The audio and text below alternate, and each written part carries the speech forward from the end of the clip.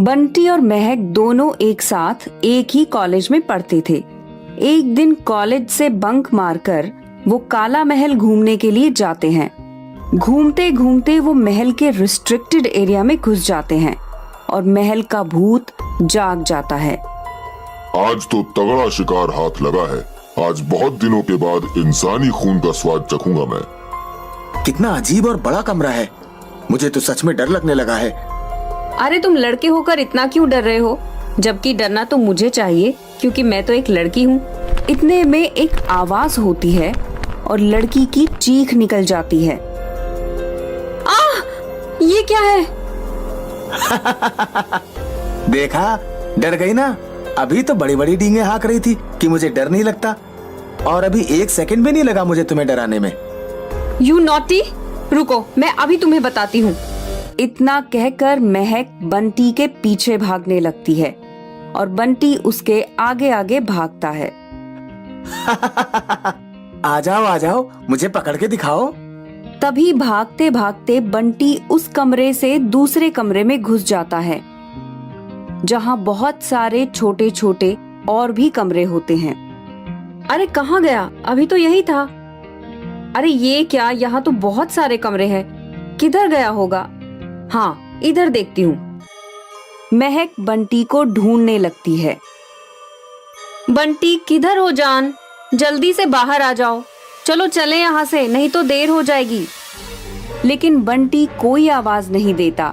महक बहुत डर जाती है और जैसे ही वो दूसरे कमरे में घुसती है तो उसे एक आवाज सुनाई देती है। देखो बंटी, ये मजाक का वक्त नहीं है, चलो चले यहाँ से। वैसे भी शाम हो जाने पर यहाँ पर रुकना ठीक नहीं है। तभी उसके पीछे भूत खड़ा हो जाता है। क्यों, शाम को क्या भूत आ जाते हैं? तभी महक पीछे मुड़कर देखती है तो उसके सामने एक डरावना भूत खड़ा होता है। भूत, बचाओ! अब तुझे कोई नहीं बचा सकता। इतना कहकर भूत उसको पकड़ लेता है। महक के चिल्लाने की आवाज सुनकर बंटी भागा भागा एक कमरे से बाहर आता है और भूत को सामने देखकर बेहोश हो जाता है। तेरा प्रेमी तो बेहोश हो गया, अब मैं पहले तुझे खाऊंगा, फिर तेरे प्रेमी को। नहीं, मुझे छोड़ दो। तभी महक के पीछे एक नागिन की तस्वीर लगी होती है। उसमें से एक इच्छाधारी नागिन वहां आ जाती है। भूत राजा, छोड़ दे इस बच्ची को, नहीं तो मैं तेरा वो हाल करूंगी कि तू याद रखेगा। तू मारेगी मुझे? मुझे कोई नहीं मार सकता। भूल गया आज से 100 साल पहले जब मैंने तुझे इस महल में एक लंबी नींद सुला दिया था। हाँ, याद है मुझे, लेकिन आज मैं उस नींद से जाग गया हूँ। और नागिन घायल हो जाती है। अगर तुम हम सबकी जान की सलामती चाहती हो तो इन कमरों में से एक कमरा है जिसमें एक गुड़िया पड़ी हुई है। उस गुड़िया की गर्दन तोड़ दो तो ये भूत फिर से सो जाएगा, नहीं तो हम सबको मार डालेगा। लेकिन आप? मैं तब तक इस भूत को संभाल लूंगी, जाओ जल्दी। महक उन कमरों में गुड़िया को ढूंढ रही होती है। हे भगवान, कहाँ मिलेगी मुझे गुड़िया?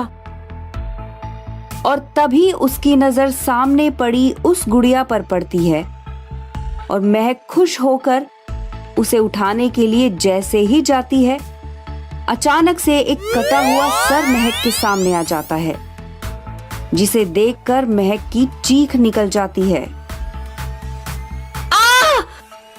महक वहां से भागती है और भागते भागते वो एक कमरे में छिप जाती है।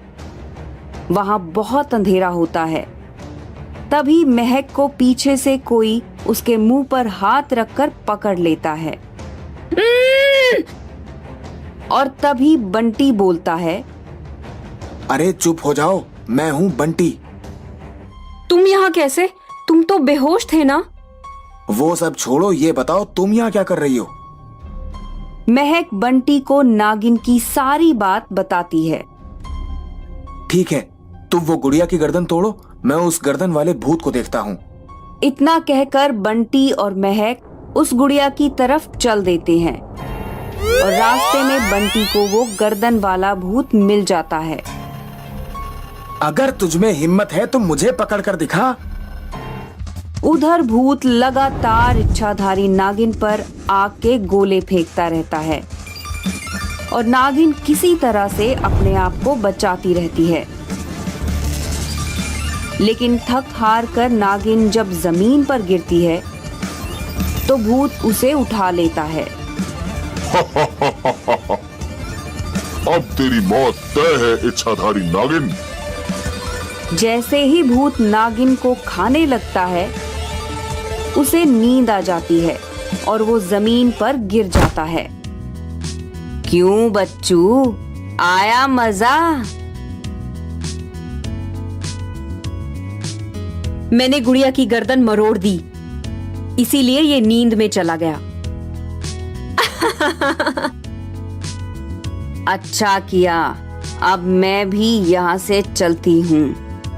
मेरा काम भी खत्म हो गया और तुम लोग भी रात होने से पहले यहाँ से निकल जाओ, नहीं तो फिर से कोई भूत आ जाएगा। इस तरह की और भी मनोरंजक कहानियाँ देखने के लिए हमारे चैनल को सब्सक्राइब करें और बेल आइकन दबाना ना भूलें।